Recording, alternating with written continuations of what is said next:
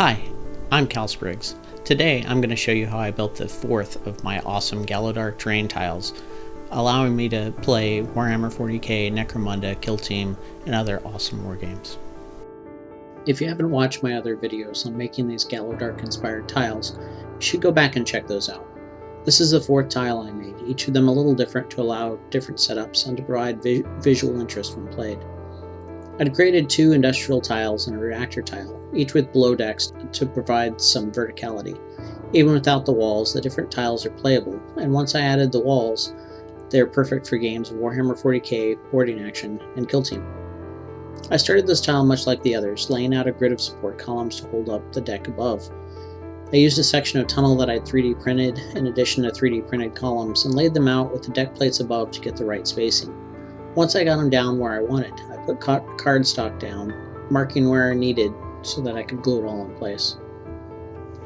Just like with the other tiles, I had to get everything lined up right in this stage so the upper tiles all went in the correct places and lined up.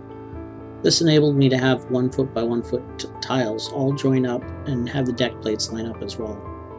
With the spacing done and the cardstock cut, I used a hot glue gun to glue it all down. It does a good job of holding terrain like this in place with minimal issues and provides enough flex that I'm less concerned with the terrain breaking over time.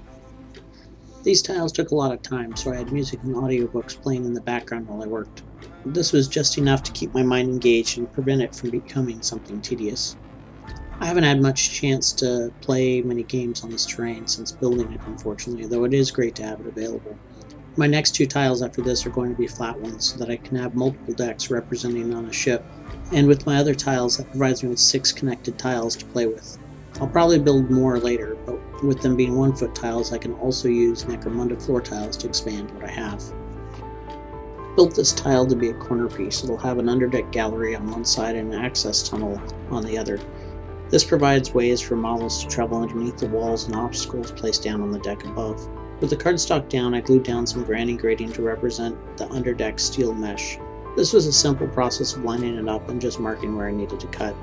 Cutting this stuff is really easy. I can just use scissors. That's one thing I like about using it for this kind of terrain. Doing straight line cuts is really easy as well. It's already in a grid shape and you can just cut along the shapes already there. It can be a bit of a pain getting it to stick though. I've already had to fight occasionally with super glue and plastic glue to get it to stay where I want it. I've heard of people using super glue and then sprinkling baking soda over the top. I haven't done that though, mostly because I don't have any in my hobby kit. If you tried that, I'd love to hear if it works. I'm tempted to try baking soda for another project representing snow, but I'm a bit worried it'll discolor over time. I used a hot glue gun here rather than super glue. It worked well enough, though I didn't like how it pops through the mesh. Thankfully, most of the mesh will be covered by pipes and other stuff later, so it won't really be visible. I needed to make sure I had everything nice and solid here, so I took my time making sure it was all secure and that everything lined up. I glued down the mesh grating and then started gluing down the columns in their final positions. Since we're approaching the midpoint of the video, here's a friendly reminder to like and subscribe. Less than 5% of the people who watch my videos are subscribed. While you're at it, feel free to scroll down and look at some of the links in the description. I'm an author, and if you like reading science fiction or fantasy novels with hard-hitting action and awesome characters, that's kind of my thing. Part of why I build terrain like this is to set up scenes and visualize how they might go. Fighting over the interior of a starship is a brutal affair, and knowing where all my characters are and what they're doing helps me tremendously when I write those scenes. Once I had all the columns glued down, I could move on to putting in the interior dressing for the underdeck space. I had built this tile to be a furnace tile, so I wanted piping feeding into the furnace with power, coolant, and whatever else I needed. I liked the idea of having a huge valve handle in the underdeck gallery where someone could control the feed to the furnace, maybe causing gouts of flame or superheated gases to vent out from the furnace above decks. I had a mix of kids' toy pipe that I bought, pieces of wooden dowel, and some 3D printed piping to lay out the different connections running into the furnace. The big thing here was laying them down in a logical fashion that would look good from above. I spent some time as well thinking about how all these pipes would connect or not with the other tiles. They didn't need to line up perfectly, but I wanted them to line up where I could so that power from the reactor could trace to the furnace and elsewhere. I also added walls around the perimeter to fence off the underdeck. Once I had everything how I wanted, I took it out and hit it with some gray primer as a base. From this point on, it's all just painting. I used the standard color set I had used on my other tiles.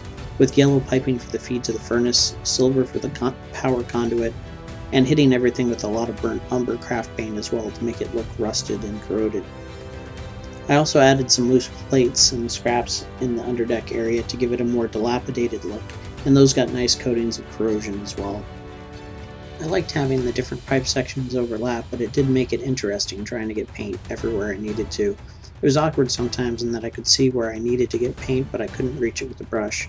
Still, it worked out eventually, and in the areas that didn't work as well as I wanted, I came back and got them extra with burnt umber. A big part of applying the corrosion effects is doing it where it seems logical. Pipes often leak at their joins, so hitting the areas where sections of pipe join up, and then getting the areas where liquids would pool on the deck below. I liked how interesting it was to see the corrosion effects sort of grow naturally. It gave the piece a greater feeling of realism. And hitting it with a brown wash over the top also made for a pooling effect and added to that grimy look. Once I had the underdeck painted, I moved on to the deck plating itself. I fixed it in place with magnets, which allowed me to access the underdeck for models and gameplay. I had primed the deck plates in a gunmetal gray, and I painted areas of that in a mix of blue and white for sections of the deck plate. I picked out other details and hazards with red and yellow. Around the furnace, I went with an orange ring and red doors to show that this was a hazard, as well as some yellow around the perimeter. Of course, in the 41st millennium, everything is a hazard, and just about everything is trying to kill you. So, I'm sure those hazard warnings will get about as much attention as anything else on the ship. Let's take a moment of thought for the poor souls whose job it is in the grimdark far future to put warning labels on things. I wasn't really happy with how the orange looked, and I actually came back with yellow again for the ring of the hatch around the furnace opening. This stood out a bit better, and I feel properly highlights the bad things that happen to someone who might fall into a furnace. There was a lot of tiny details that I picked out then, hitting spots with yellow or red just to highlight hatches or vents. The goal here was to give the decking just enough visual interest without distracting from the models that will go on it. I want the different areas of the ship to have some feeling of use and purpose, and the details can tell something to the viewer at a glance. The only rule here was maintaining some consistency through this tile and the others that I have already done. The furnace tile needs to be able to be next to the others and look cohesive. With the details done, I came through with the ever-useful burnt umber, adding corrosion and rust all over the piece. I used stippling and watered the paint down quite a bit to get in all the areas I wanted, tracing lines between the deck plates and hitting up areas that would see more traffic or have more exposure to corrosive liquids. This followed a very similar pattern to the underdeck areas, with getting burnt umber paint down in a natural looking fashion, and then following up with brown wash to further grimy everything up. I want the whole ship to look worn and semi-abandoned, with a nice side of being fought over. The more battered and grimy the deck looks, the more it sells that. The only way I don't want to go overboard is going full Nurgle on the piece. There's a time and place for that sort of thing, but I want these pieces to be usable for lots of purposes, and putting rotting demonic stuff all over it would sort of torpedo that. It was really cool watching this take its final form, getting closer and closer to completion until I hit it with a brown wash and then set everything aside to dry. I'm not by nature a very patient person, so I had to move on to another project while I was waiting, or else I'd be messing with it while the wash was still wet. Thankfully, or perhaps unfortunately, I have lots of projects to work on, and soon enough the wash had dried and it was done. And now, of course, the big reveal. Glowing red, the furnace section is a place much fought over. The undergallery controls the furnace feed and the furnace itself, while above decks the roaring furnace pumps superheated gases into the smelting section. I love how this piece came out, providing some interesting firing lines below decks, while on the deck above there's the hazard of the furnace itself and the red glow of its heat shining through from below. It connects in great with the other three tiles, and I can't wait to play a game on them. That's all for now. Thank you for watching. Don't forget to hit like and subscribe.